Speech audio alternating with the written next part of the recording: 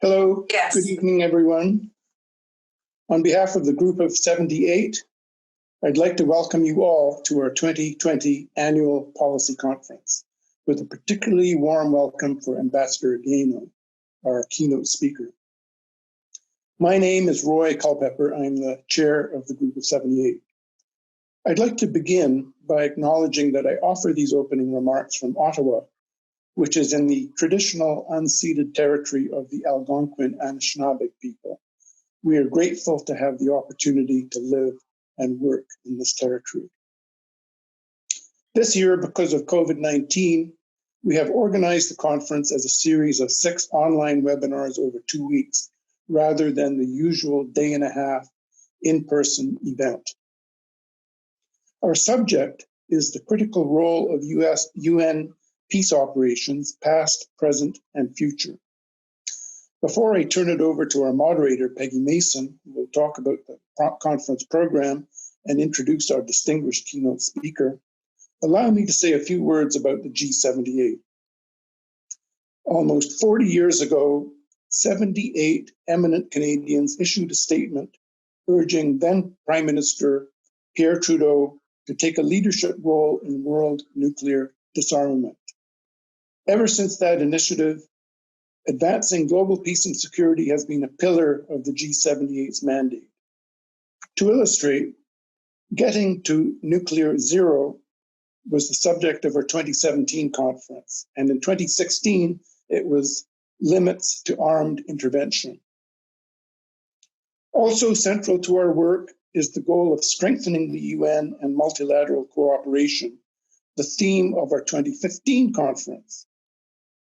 In addition to providing the institutional framework for peace and security, multilateral organizations, including the UN, are also vital to reducing global inequality and helping to ensure planetary survival, the other 2 pillars of the G78's mandate. Last year, our theme was Global Markets, Inequality, and the Future of Democracy. In 2018, it was Meeting the Climate Challenge. Our conference in 2021, next year, currently in the planning stage, will focus on adaptation to the climate emergency. You will find a written report and a video recording of these recent conferences, along with other G78 events on our website. This conference is also being recorded. We invite your feedback. Last but not least, we welcome new members to the G78 who seek a progressive perspective on international policy issues. Now, let me briefly introduce my colleague, Peggy Mason. Peggy is a former Canadian ambassador for disarmament and an expert in the political and diplomatic aspects of UN peace operations training. She is now president of the Rideau Institute and is active in many peacebuilding NGOs. For her work on nuclear disarmament, she received the 2016 Leadership Award from Canadians for a Nuclear Weapons Convention. Peggy, you've worked hard with G78 colleagues to organize this timely and exciting virtual conference. Thank you very much, and over to you.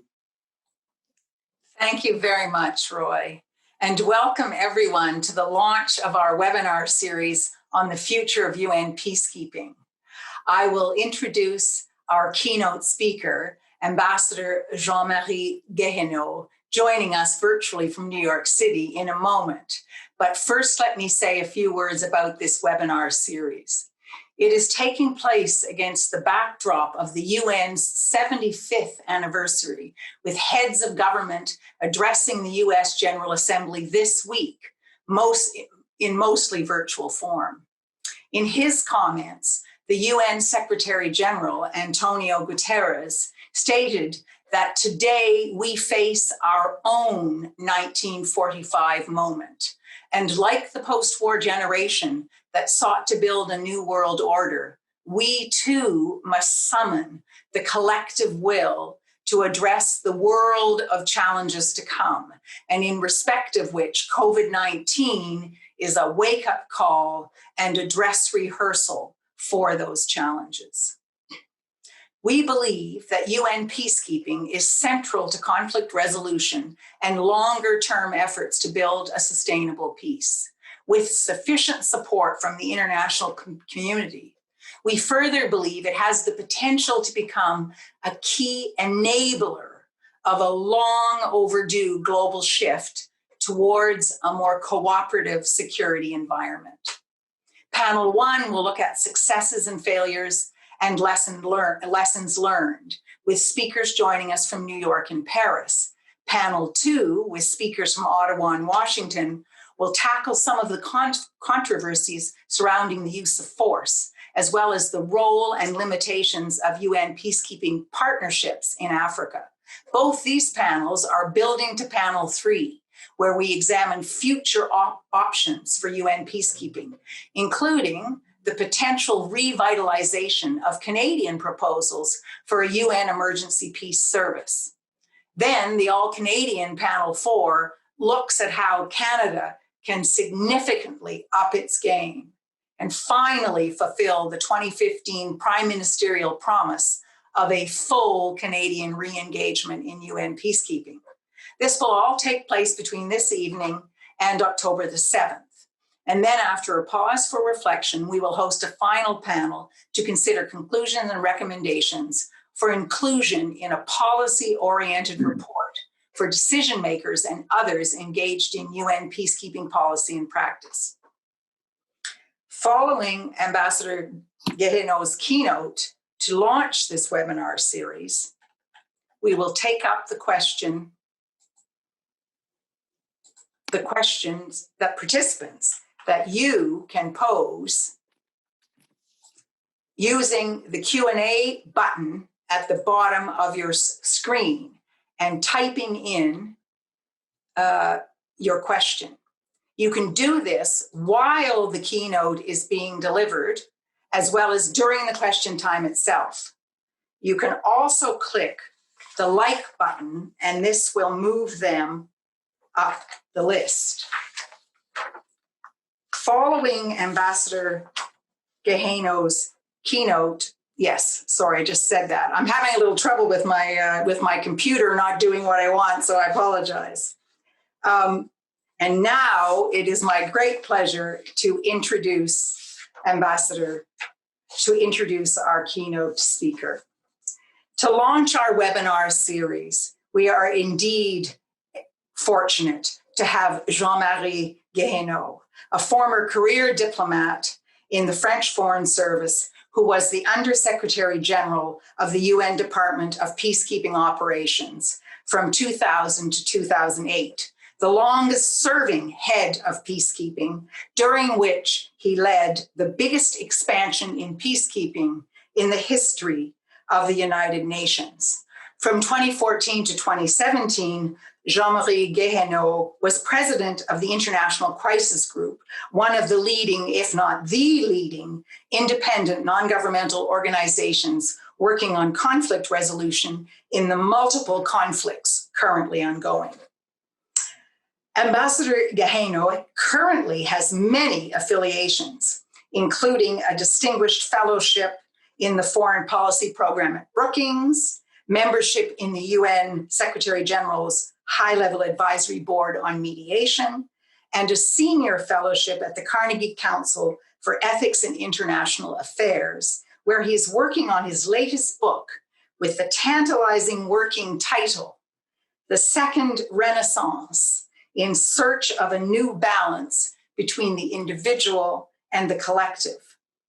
The author of 3 previous books, including a memoir on his time as head of UN peacekeeping, which I highly recommend, Ambassador Guehenno is an expert not only in UN peacekeeping, but in transnational threats and global governance. In short, he brings a practitioner's lifelong experience to our discussions, refined by deep intellectual reflection.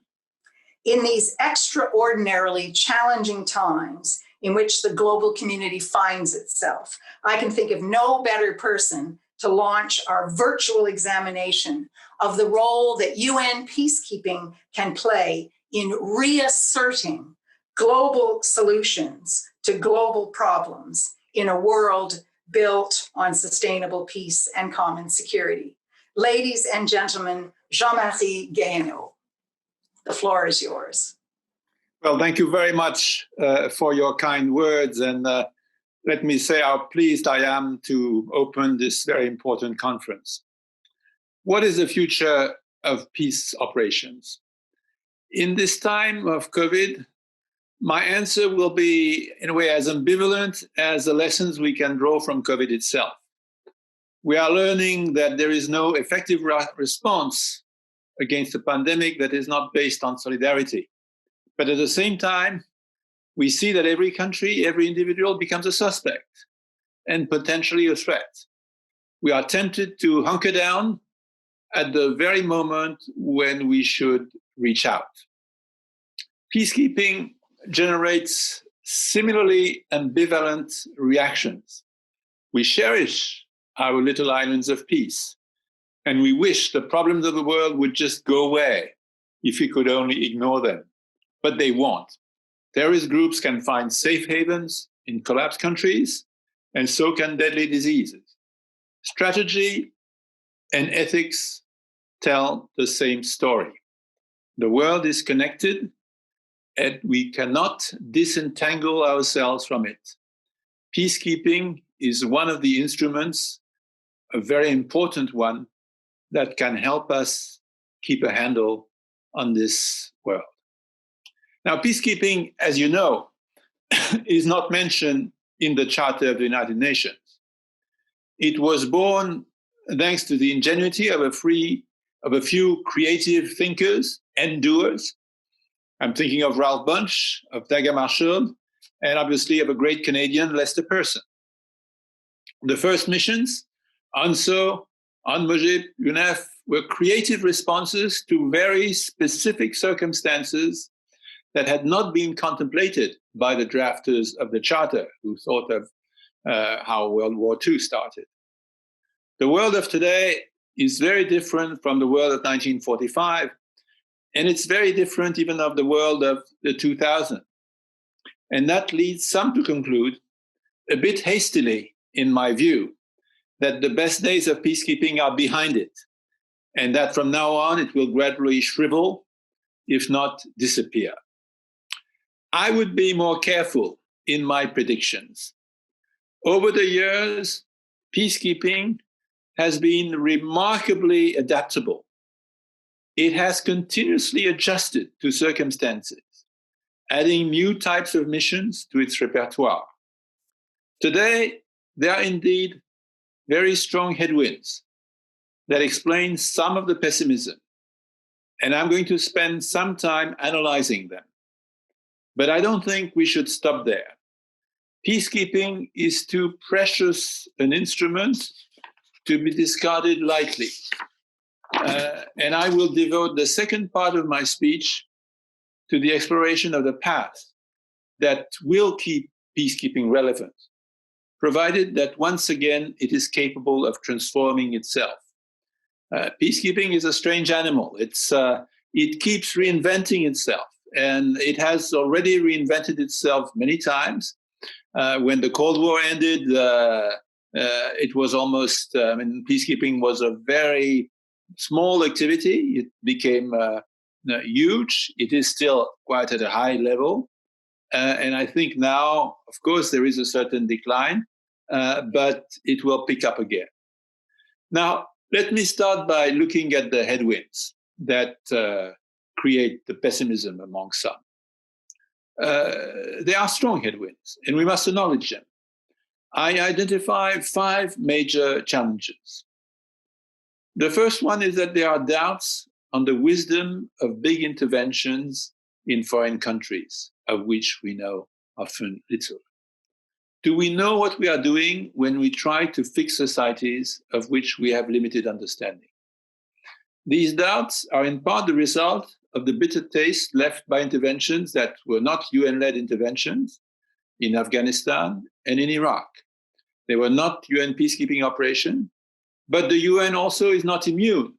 And although UN Peacekeeping Operations have cost but a tiny fraction of what Afghanistan, of Iraq have cost,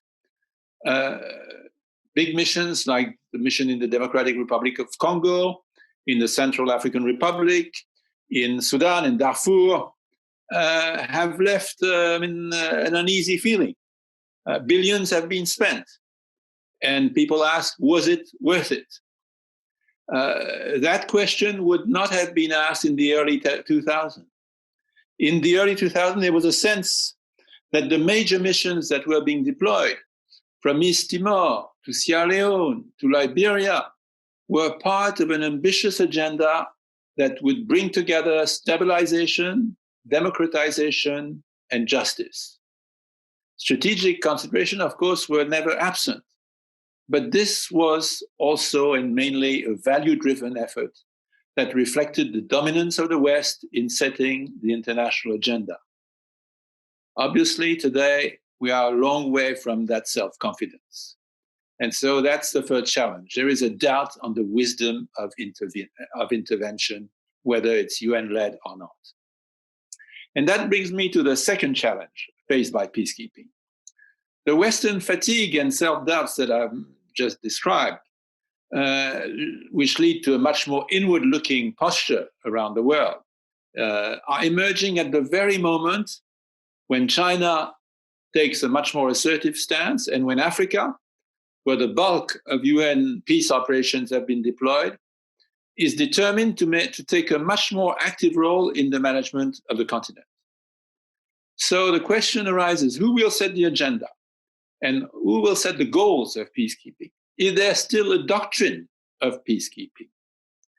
So while a doubting West has lost its grip on peacekeeping, and that could be a good thing if it meant that a broader consensus is emerging, the reality is that there is no longer a consensus on what peacekeeping is meant to achieve. We are in a time of flux and change. The international community is fragmenting, and that shows in the lack of substantive agreement on what peacekeeping is meant to be. And I think that's also, that conceptual challenge is an important one. Now, and I'm coming to the third challenge, nowhere is that fragmentation more in evidence than in the Security Council itself. And that's the most direct, immediate challenge to peacekeeping operations. As you are well aware, the peacekeeping operation is the operational embodiment of the will of the Security Council. If the Security Council is divided, that not only can it block the creation of a mission, but even for existing missions, it weakens them. Because spoilers, if they have one quality, is that they are very good at smelling, so to speak, weakness. And worse, the negotiation in the Security Council of peacekeeping mandates then can become an opportunity for major powers to settle scores. So a divided Security Council it means that the force behind the peacekeeping mission is weak, and the peacekeeping mission itself becomes weak. The fourth challenge that I want to address is a direct consequence of the one I've just described. The discord at the center, the discord between the major powers, is changing the nature of conflict. During the first decade of this century, most conflict could be insulated from great power rivalries, which have come to a lower level. When they had a regional dimension, as in the Democratic Republic of Congo or in Sudan, of course, this was a complicating factor. But in many cases, local dynamics were the most important dynamics in a country where a peacekeeping mission was deployed. This is no longer the case. Every conflict is now becoming a potential flashpoint between great powers. And furthermore, the divisions at the center empower regional powers, which increasingly take advantage of those divisions to advance their own agenda. That makes conflict resolution infinitely more difficult, because you have to align interests of local, of regional, and of global stakeholders. Syria is probably the worst example of that, because you have to address the interest, obviously, of the Syrians first, try to find a path to reconciliation between Syrians, but you have also to address the regional rivalries, between Iran, the Gulf country, Turkey, the Gulf countries. So you have various stakeholders who have an interest in what's happening in Syria, and of course, you have the tension between Russia and the United States. So when you think you have made progress at one level, then you see that at another level, you're moving backward. That was my experience when I was a deputy of Kofi Annan, when he tried to address the Syrian conflict, and we were at the Geneva conference. We could see that it was just impossible at the time to align the three circles I've just described. That makes conflict resolution difficult. That makes conflict prevention more problematic. Today, we are watching the crisis between Greece and Turkey in the Eastern Mediterranean. This is typically a crisis where, in normal times, if I can use that expression, the UN could play an important role in mediation. We see how difficult it is because today the Security Council is divided. And so major powers are positioning themselves in that tension in the Eastern Mediterranean. So this environment of division in the international community, it damages the Security Council, it complicates conflict resolution in a fundamental way. The fifth and last challenge is the changing nature of conflict. I have so far resisted using the T word, the word terrorism, but it is part of a transformation of conflict that poses a big challenge to peacekeeping operation. Peacekeeping has worked on the assumption that conflict resolution is about power sharing and compromise, made possible by the intervention of a third party in the absence of trust between the conflict parties. But more and more, there are conflicts in which at least some of the parties have no interest in peace and compromise. They may have non-negotiable transnational agenda, as some terrorist groups do, or they actually benefit from conflict, thanks to criminal activities that can prosper only in an environment of weak public institutions and protracted low-intensity violence. Blue helmets were never designed to address such situations, and it's infinitely more difficult to move forward a political process when you have parties who are actually quite comfortable with conflict. So at this point in my speech, you could be on the pessimistic camp. It's a rather bleak situation I have painted. And yet, what is remarkable is that in spite of all that, peacekeeping is not down and out. Even the US administration under President Trump, while putting pressure on funding, has not walked away from peacekeeping. And despite the skirmishes in the Security Council, the United States and China have been able to compromise when mandate renewals were at stake.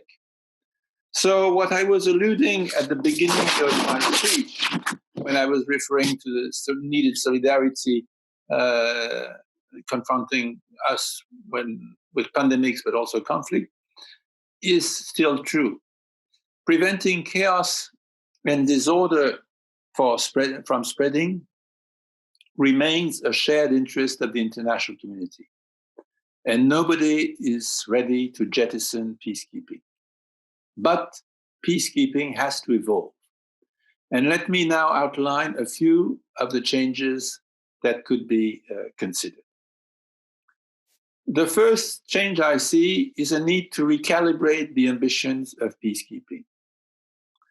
The re-engineering of societies was probably never a realistic agenda, but it is outright utopian in a divided international community in which powers have very different concepts of stability. Is stability achieved when a government has the capacity to crush dissent, or when institutions are strong enough to manage dissent? The answer is not the same if you sit in Beijing, Moscow, Ottawa, Paris, Washington, London.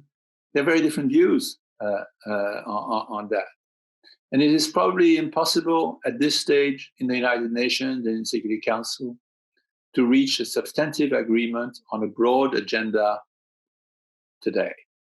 But that doesn't mean, that should not mean, that a more limited agenda is beyond reach.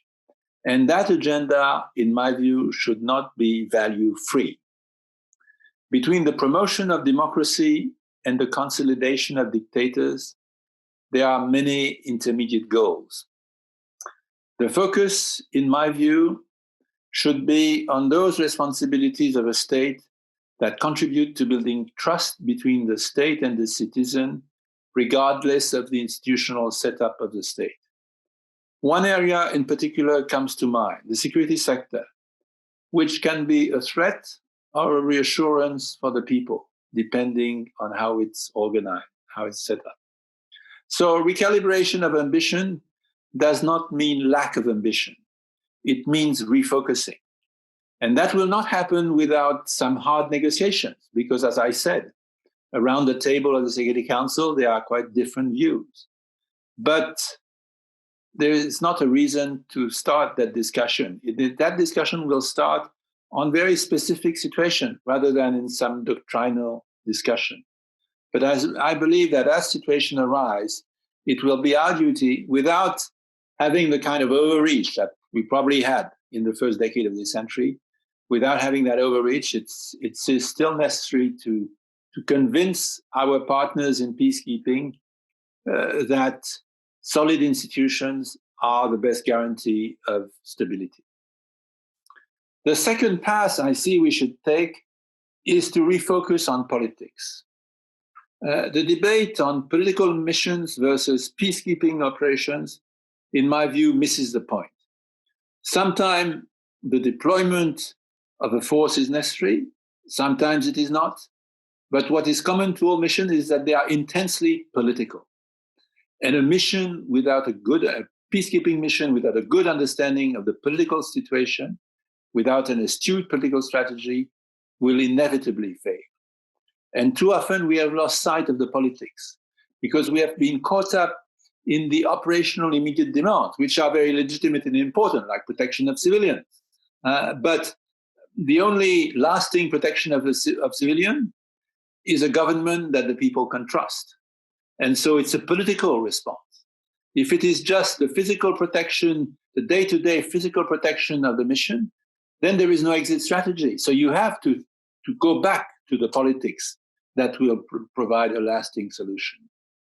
And the Security Council, let's be honest about it, even in the best of times, when it was less divided than it is now, is never in a position to develop the details of such a political strategy. It is up to the special representative of the Secretary General to do so in a pragmatic fashion.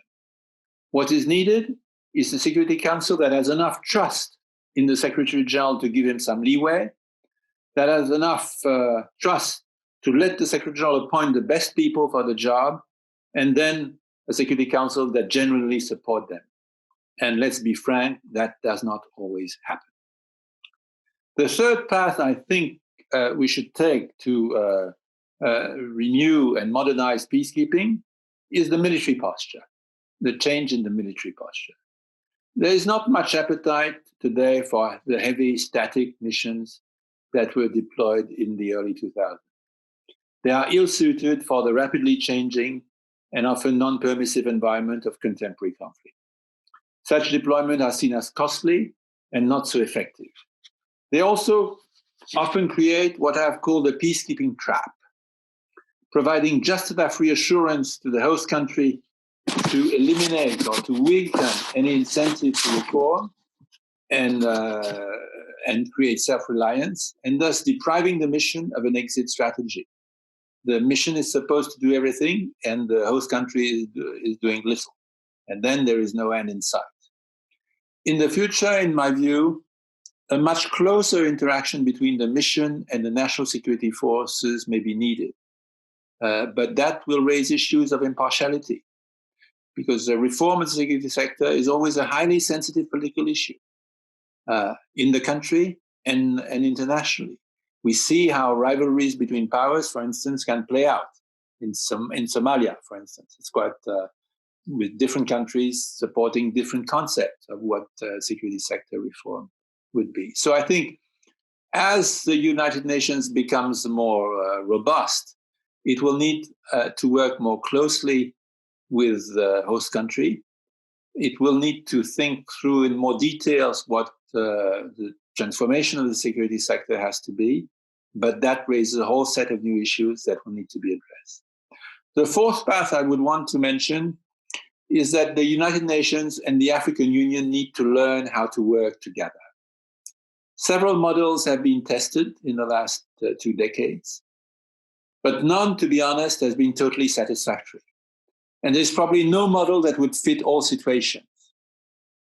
Rather than discuss in the abstract comparative advantages, I believe it will be better to identify the pitfalls that we have seen in the existing models and avoid them. The greatest risk, in my view, is the dilution of responsibilities, which weakens the political strength of the mission. In that respect, and I'm not going to be popular saying that, I believe that funding of African UN missions by the United Nations are a step forward compared to the present situation, where there's sort of mixed funding from various sources, but it will make sense and be sustainable only as a complement, with a significant part of the funding coming from the African Union itself. Otherwise, misaligned priorities will only breed resentment and recriminations and will not create a good foundation for cooperation between the UN and the African Union. And I would add that the regionalization of security, far from containing great power rivalries, can lead to competing manipulations of regional organizations by great powers. The UN Security Council has many defects, but it is a relatively transparent theater where you see in the open the rivalries between the big powers, and so that the elected members can put a brake on that. There is some visibility. So I think there is a new rapport to be established between the African Union and the United Nations. It has to be established in an open, deep discussion with the African Union, but it should not mean that each region takes care of itself. I think that will not work. And I think in the region concerned itself, there are a number of smaller countries which do not want to be ruled by the bigger countries of the region. And so external actors, in some ways, provided they do it in a respectful and intelligent way, can be welcome. The fifth point I would want to make in this renovation of peacekeeping is that the cooperation between the UN and the African Union should be part of a broader trend, reflecting an increasingly complex security situation. Rather than the exception, the coexistence on the same theater of several actors, the United Nations, regional organizations, global and regional powers, national armies, is likely to become the rule. Here, the Sahel is a good example of that. It is a response to the evolving nature of conflict. It reflects operational and political needs, the need to combine high-tech warfighting capacities against transnational groups that you have to identify, and you combine satellite, a variety of high-tech means for that. And the UN will never be the right answer for that kind of operation. With much more traditional deployments, when you need to hold the ground so that the state can exist and be present, and that is more static, that requires more numbers, and that's a different type of activity from the kind of war fighting against terrorist groups. And the need also to peel off, so to speak, some so-called terrorist groups which only have a national agenda and which can be reconciled through negotiation, to peel them off from those groups that have a transnational agenda, which you can only fight. And so this combination of war fighting, negotiation, all that, these are different actors who play those different roles. And lastly, the need to support weak governments challenged by transnational threat that they cannot address alone, but supporting them without substituting for them. And I'll come back to what I was saying earlier on the difficulties of security sector reform. So these multiplicity of activities, it's unlikely that one single actor, and certainly not the UN, can do all of them. But there is a need for some kind of orchestration, and that's where the UN can play a very important role. So let me conclude now with a few thoughts, which are more questions. Over time, the changes that I have just described, may turn peacekeeping into a very different enterprise from what it is now. More likely, I think that new layers will be added. While some missions, traditional missions, will continue, and some of the most costly ones will gradually be withdrawn. But what is important to look at is how will this transformation that I've described happen? In the last 2 decades, the center of gravity of UN peacekeeping has been the African continent, where the conflicts were driven largely by local factors, at a time when the African Union did not have the capacity to be the main player. This may change as the African Union gains strength. It's also changing in the sense that, as I said, conflicts are less and less local. So we don't know if Africa will be the main theater for peacekeeping in the next decade. Will it be the Middle East, where peacekeeping was born, and where it could regain, and where peacekeeping could regain a central position? In the Middle East, obviously, Russia is a neighbor. Europe is almost a neighbor. China is a major energy importer, and the US has several major interests. So it's a part of the world where, all major powers, in a way, congregate. And the interesting question is that that can become an obstacle to the deployment of any peacekeeping operation because of the disagreement in the Security Council. But it can also, at some point, become an incentive. If powers conclude that to manage their differences and their rivalries, the peacekeeping operation with under the UN might be the best compromise, rather than letting one power and another take the leading role. So the jury is out on that. And I think it's going to be very important to look at the specific conflict in the Middle East to see whether peacekeeping is going to be the answer. And it will be also a test, in a way, of the relations between major powers. Now, what will be the impact, and that's my last question, what will be the impact of such evolution on peacekeeping principles? Consent of the parties, impartiality, use of force in self-defense. Let me again be very frank here. All those principles have been used and abused. Consent of the parties, it's a moving target, so to speak. And we have seen in Sudan and other places how that consent needs to be earned every day. Impartiality, the United Nations as an organization of states has a tendency to be partial to states. And non-state actors understand that very well. As for use of force in self-defense, the principle has already lost much of its significance when defense of the mandate was added by the Brahimi report. It opens all sorts of possibilities. And so today, the gray zone in which most peace operations operate has led to robust peacekeeping, which is much broader than self-defense. So what will be the principles of tomorrow? Well, I think that the determining factor will not be a principle, but the willingness of troop contributing countries to take risks.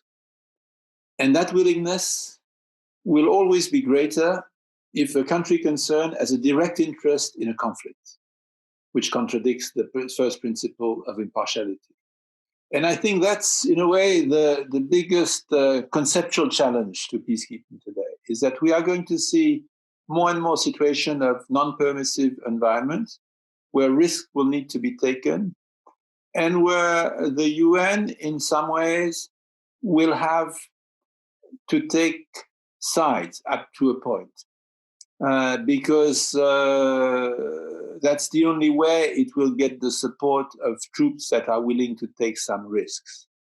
And so the balancing of risks versus impartiality, that's a negotiation in the Security Council. That is what will what will be the test of relations between big powers, how they will be willing to accept a UN that is more engaged in some conflicts, provided it diffuses rather than reinforces conflicts between major powers. So there's still a lot of questions.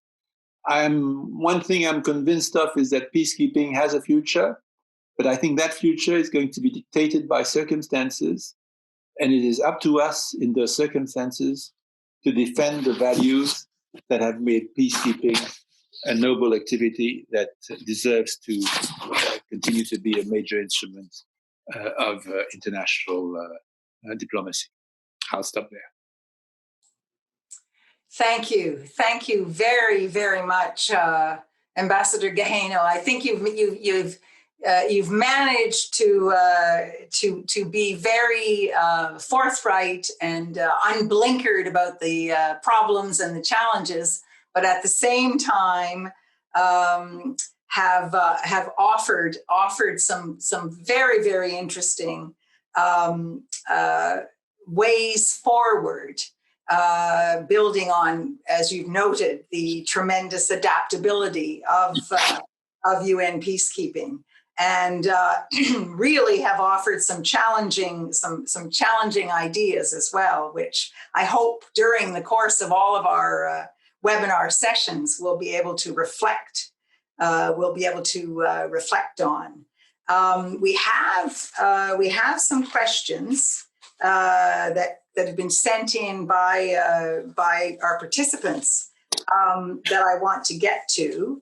And so perhaps I'll turn to those, and then we may be able also to be able to come back to some of these very, very challenging and important points that you have made.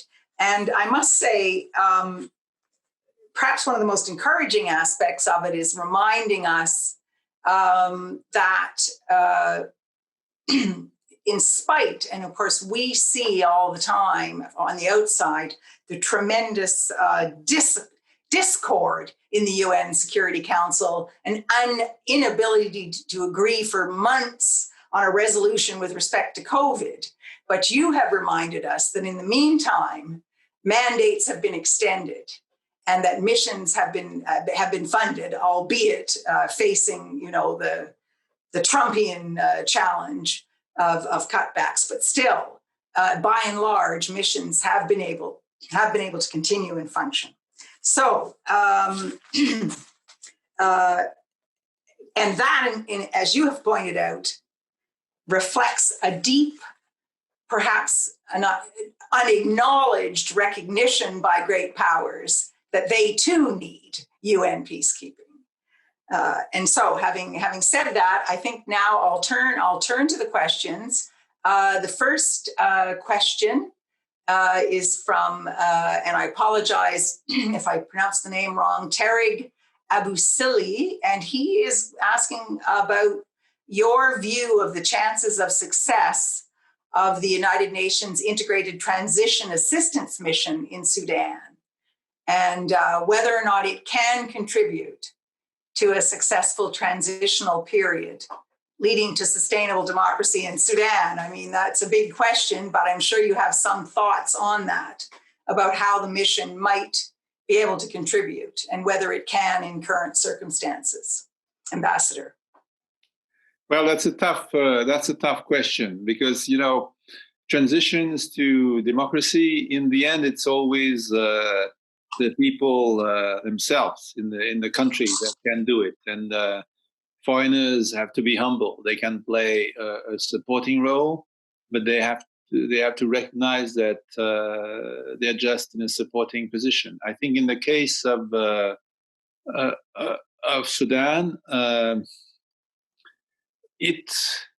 the mission can provide a measure of reassurance that is important at a time when there is a lot of suspicions. There are questions of security involved. I believe at the end of the day that a lot will depend also on broader regional politics. to be honest, because I think that in Sudan, you see, Sudan is an important country that various actors with deep rivalries are looking at, and so they have an interest in seeing which group will take the lead. And among the countries that have an interest in Sudan are countries that do not have an enormous interest in democracy, to put it politely. And so that, in a way, can be an obstacle. And I think I'll stop there. Thank you. Thank you very much for that. And thank you for reminding us. I must say, back when I was a faculty member at the Pearson Peacekeeping Center, Canada's International Peacekeeping Training Center, one of the things that we were at pains to say at least once a day was that, in the end, the primary responsibility for the resolution of the conflict is the parties themselves. And, the UN can be a facilitator. And as you've said, can provide a level of reassurance, of security reassurance, but ultimately the parties themselves must be willing to do what's necessary and to make the compromises that are necessary. But of course, as you've also pointed out, though, that would be immeasurably easier without the external meddlers pursuing their own interests. So thank you for that. And I'll turn to the next. The next questioner, Sylvie Lemieux, who is a member of the Group of 78 that I recognize. And some of the first questioner maybe too, but I just realized that I know for sure that Sylvie Lemieux is a member of the Group of 78. She says, merci pour cette mise en situation. And then she says, as a former Blue Beret, I would appreciate your perspective on the progress and success. Another huge question, but I'm sure you'll have some interesting observations on the progress and success of gender integration in UN operations. Well, it is a very important question because when you look at even for a very practical standpoint, when I look at the peace process in Liberia, it would not have developed the way it developed without the active participation and leadership, actually, of women. I'm quite encouraged by the fact that Antonio Guterres has appointed a number of women leaders. I think on the uniform side of the UN, some progress has been made, but it's much more limited for an obvious reason. Is because in most countries, both the police and the military are still dominated by men. Not in all countries, but in many countries, and so that makes it more difficult for the UN to have the kind of gender balance than it should have. Although I'm proud to have deployed the first all-women police unit in Liberia, actually, coming from India, which was a very good experience because it really took the people off balance in Liberia, and it set a good example, and it had a very good impact. But I think for missions to really have the right gender perspective, you need to have at all levels a good balance between genders, because it brings a different perspective. And when you just have a gender advisor somewhere in the mission, sometimes you tick the box, if I can be blunt, but then the other parts of the mission feel that it's not their responsibility. While a mission is properly gendered when each and every member of the mission sees the issue of gender as his and her own responsibility. Thank you very much for that. And I know that's it. That's always the aim. The aim is to try and get this, to get the issue of gender seen, mainstreamed, I guess is the term that used to be used, but it's a term that has real meaning, so that there isn't just a gender advisor off in the corner. And what these diverse perspectives can bring to the mission are really, really important. But of course, it is a challenge. I mean, this is one of the areas that Canada has taken up. is trying to promote more women peacekeepers. Of course, we, for example, Group of 78 and the organization I head, the Rideau Institute, we have pointed out that we applaud Canada trying to have more women peacekeepers, but we would like to have more Canadian peacekeepers. And within that larger group, have a lot of women because of, that's a great objective, but the UN needs peacekeepers. It needs larger numbers, period, as well. I'll turn now to the third question. The Reed asks, thank you for speaking tonight. Oh boy, this one. I actually think in a way you've partly answered this. What are your thoughts on the future of implementing Chapter 6, 6.5, and 7 peacekeeping? Do we need to redefine the definitions of the 21st century? I mean, even before you start, I'd say you've taken us through various permutations and combinations of what used to be, referred to as Chapter 6, 6.5, and of course, 7, all relating to consent and use of force. But so perhaps you might want to hone in on the definitional issue. Do we need to redefine the definitions? I mean, again, you touched on this a little bit about the difficulty of trying to get agreement on this. And you've offered some ways that some areas where agreement might be built. But anyway, I'll turn it over to you. Yeah, well, it's we could have a whole conference on the Exactly. on the issue. It's enormously difficult, and I think with the conflicts of today, where you have non-state actors who have, so to speak, less political capital to lose than state actors, although state actors are more and more reckless now, but that's another story. With non-state actors with little political capital to lose, the question of coercion and use of force has changed. You have to raise the threshold for so-called spoilers. The difficulty is how you define a spoiler. A spoiler, if it has the capacity to really strategically derail a mission, it's not really a spoiler. It's an opponent of the peace process. It's more. I mean, it doesn't spoil; it destroys. So what we usually call spoilers are forces that are assumed to be able to be contained, but that is itself a very dynamic concept because you see it, and that's I would say in peacekeeping, one of the difficulties of peacekeeping is that the tactical often has strategic consequences. Let's take a concrete example to move away from abstract discussions of use of force. So you have a roadblock put by some militia, and you are a lieutenant with a blue helmet. What do you do in front of that roadblock? Do you, so of course you can first try to negotiate your way through.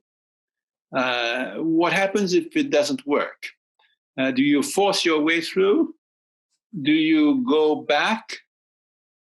That's a tactical judgment that may have strategic consequences because depending on how things turn out, if you take a strong position, if you adopt a strong posture and you force your way through and it works, it immediately projects an image of strength that can weaken the groups that were tempted to challenge the mission. But it's qui tout double. At the same time, if it doesn't work, you can just be humiliated and then it will embolden the challenges and the spoilers. That's why I say a tactical decision can have strategic consequences.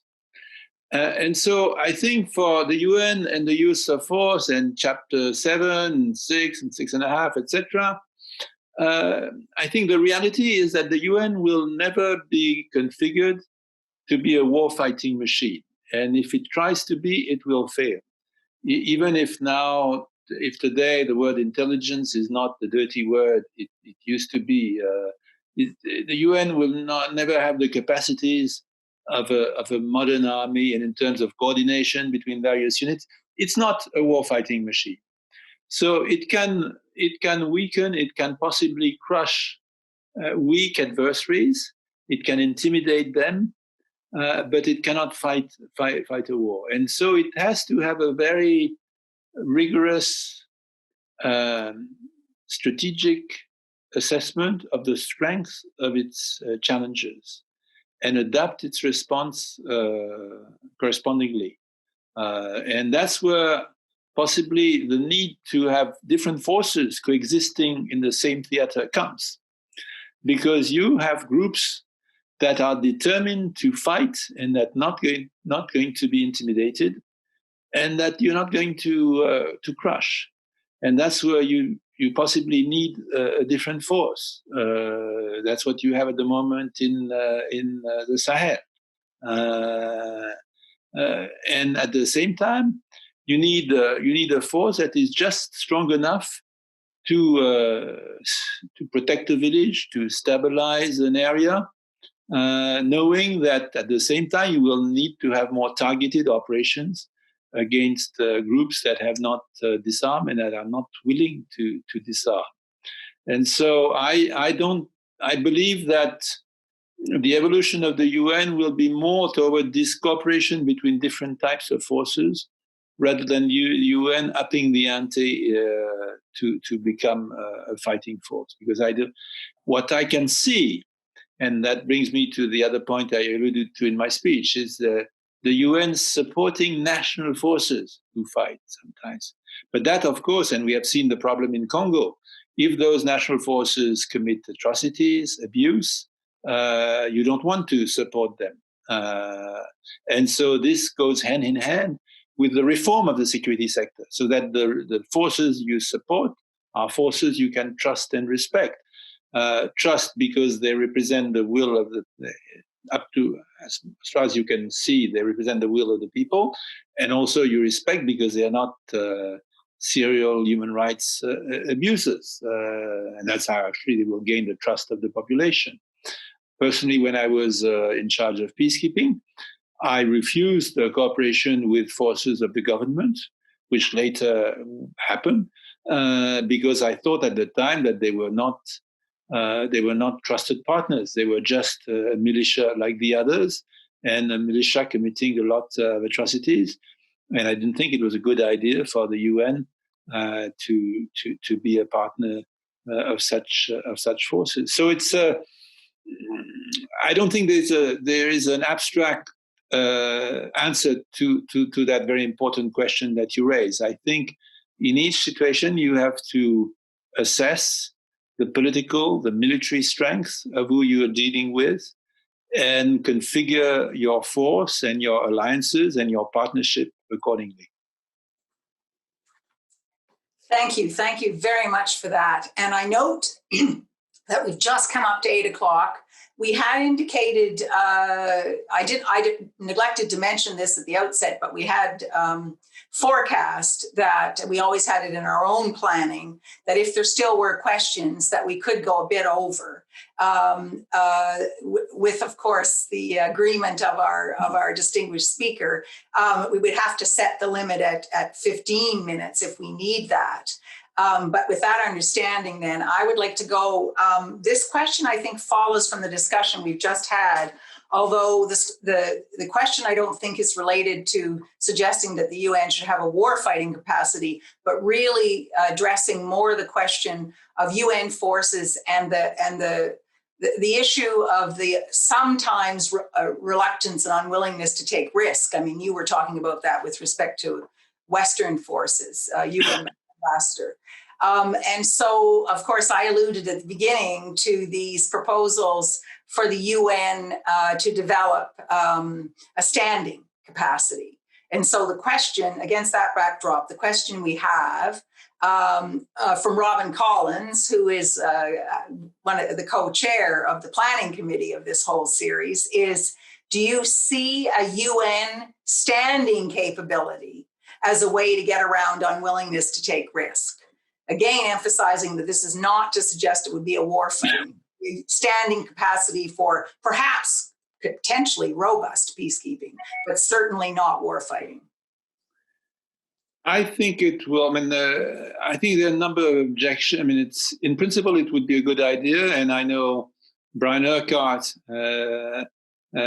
thought highly of that idea. So I would always hesitate to have a disagreement with Brian Urquhart, who's one of the greatest servants of the UN I've ever met.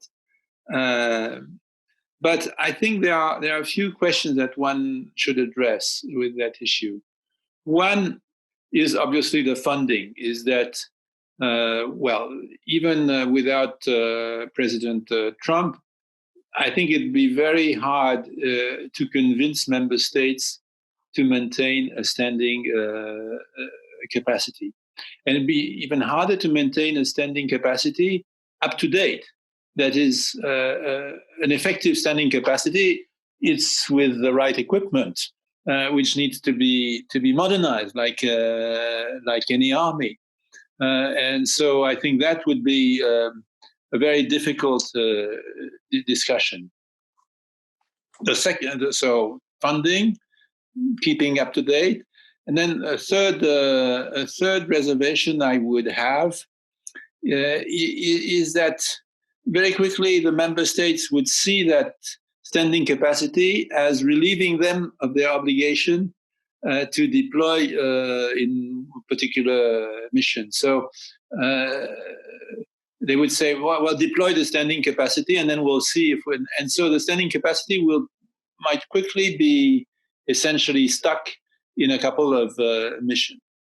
And then the last reservation I have on the idea is that I think the UN, when it deploys, of course, it's the military strength of its troops, but it's also the flag they have on their shoulder. That it's important as a political signal that countries with a flag are behind the mission. And what I shouldn't say, which is horrible, is that some countries impress more than others, not just because of their military capacity, but because of their political weight. And so which is awful, but which means that if you kill a soldier from one particular country, it's a more aggressive act than against another country sometimes. But I think the flip side of that is that as the UN deploys, the fact that it's a group of countries which forms a mission, that's part of the weight and authority of the mission. And so I think you lose some of that. If you would lose some of that if you had the force that were just troops without a country behind them. So I don't think it's a very practical. I don't think it's an idea that is very practical. What I would like, though, is to have countries that are prepared to have. There are the so-called standby arrangements of the UN, but they are a bit theoretical, to be honest. They are a paper army. I think it would be good if some countries could commit to really, if the UN requests them, to be willing to deploy at relatively short notice a battalion or a particular unit, because we see that one of the problems of UN deployments is that they deploy very slowly, and that often time is of the essence. It would be good. It's good to show force quickly when the situation is deteriorating. And so having that capacity to mobilize forces from member states quickly, I think that would be very valuable. And that would happen only if there was a reform of the standby arrangements to make them more real than they actually are. Thank you. Thank you very, very much for that. And that note of caution with respect to some of the very real challenges that a standby force would face. And I now turn to a question that's that is really one that's very, very challenging. And this is from Sidi Diallo in Ottawa. And he says, do you really believe in the future of peacekeeping at a time when the Syrian case demonstrates the death of this principle of conflict resolution. Does the future of peacekeeping also lie in the reform of the UN Security Council? Thank you very much, Ambassador Guehenno. I don't know if I should say thank you for the question, which is a hard one. Yeah, I mean there are two different questions, because the lack of resolution of the immense tragedy of Syria has many causes. One, of course, is the discord between Russia and the United States. And I was a prime witness to that, as I said, when I was working with Kofi Annan in Geneva. And Kofi Annan, when he approached the Syrian conflict, approached it as a former Secretary General. He saw that if you could align the outer circle, if you could convince the United States and Russia to agree on a way forward, then they could put pressure on the regional powers.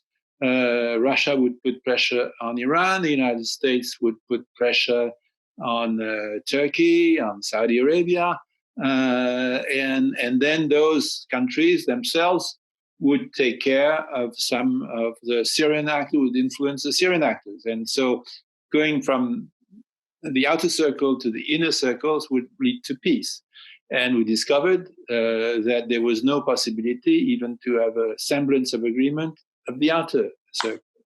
And so that's one of the key reasons for the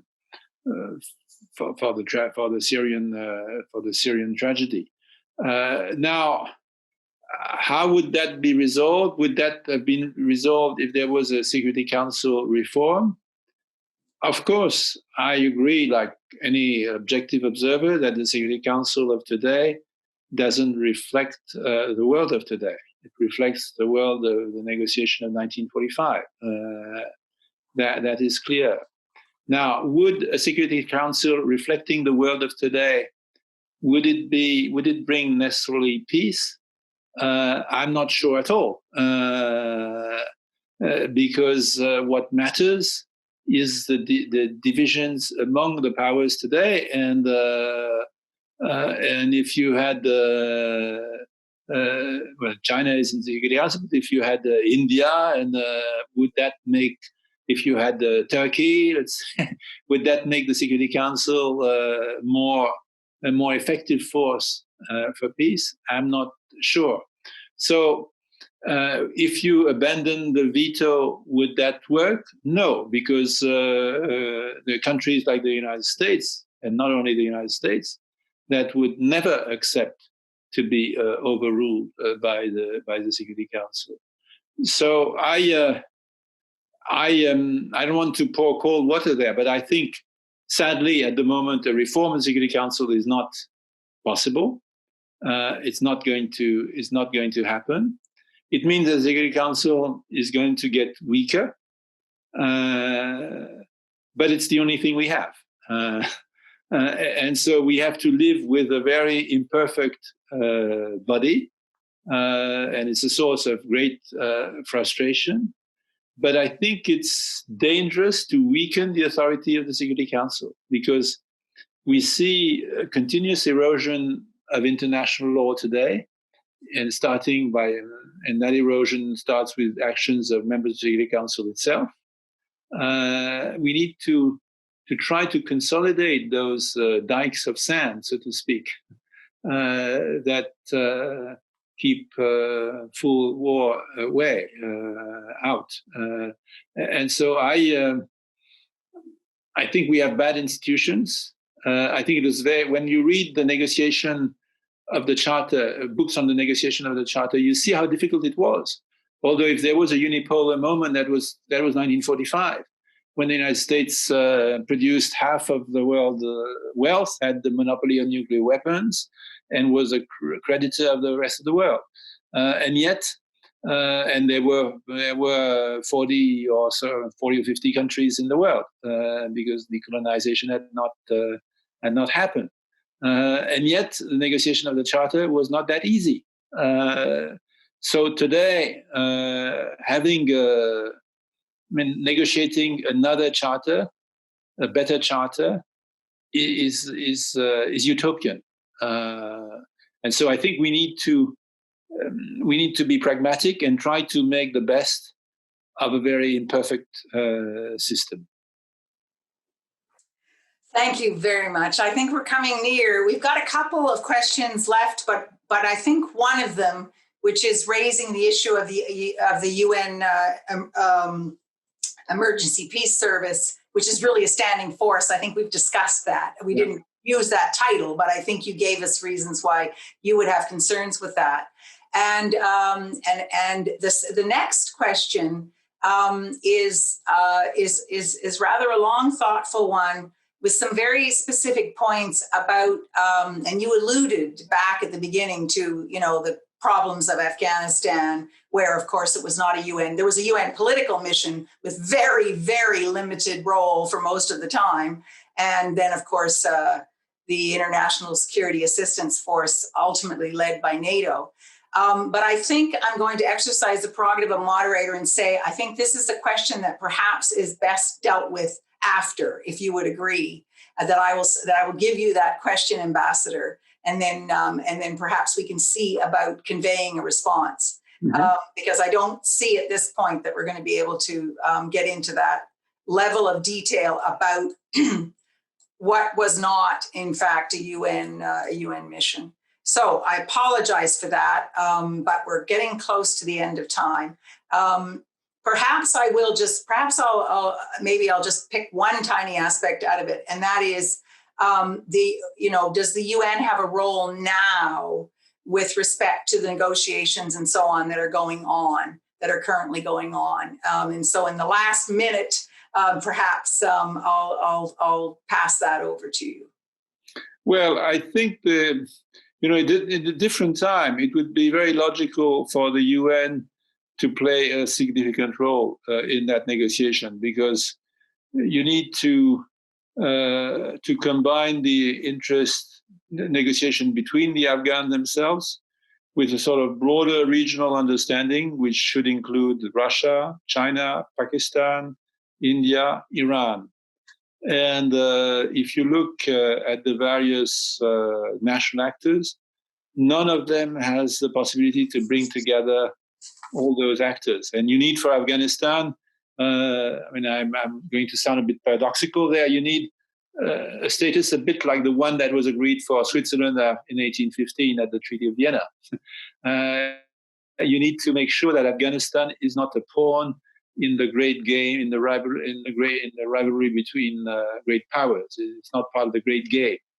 You need, in a way, to make sure that Afghanistan is a non-aligned country that cannot serve as a base against other countries. And so, in principle, the UN should be ideally placed for that. So I would think that the UN would have a role to play, but at the moment it seems that the relations between the P5 are so low, and that this is not really happening. And I think it's a shame, because the long-term stability of Afghanistan is linked to an agreement between the Afghans and an agreement between all the external powers not to interfere with Afghanistan. Yes, thank you very much for that. And I must say, I share your sadness about the UN not being able to play what is quintessentially the UN role, facilitating the rapprochement with the external powers, the regional dimension, and then the internal dimension. And the frustration all the time Canada was there, Canadian forces were there, they kept saying, oh, if only Pakistan, Pakistan's the problem. But of course, Pakistan couldn't be dealt with without, of course, India being dealt with. And then that brings in China, and on it goes. Exactly. So, it demonstrated absolutely that you had to have a negotiation that takes into account these three circles of you, as you have called it. So, and so I thank you for that, and I thank you for your presentation and for answering these questions, and I thank everyone who has participated this evening, and lots of good questions.